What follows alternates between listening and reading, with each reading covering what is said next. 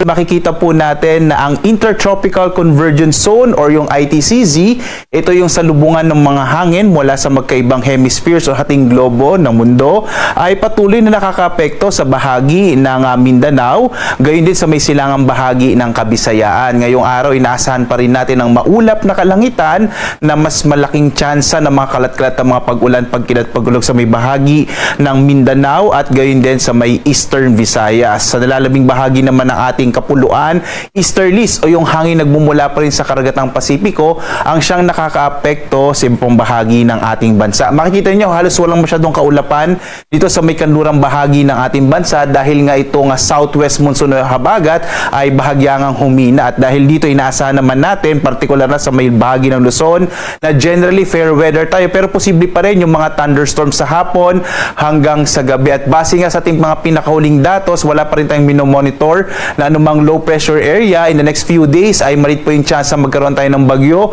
sa loob ng Philippine Area of Responsibility. Inaasahan din natin sa mga susunod na araw ay bahagyang mapupunta po sa may katimugang bahagi pa itong Intertropical Convergence Zone kaya posible po sa mga susunod na araw mababawasan na rin yung mga pag-ulan sa may bahagi ng Eastern Visayas at dito sa may area ng Mindanao.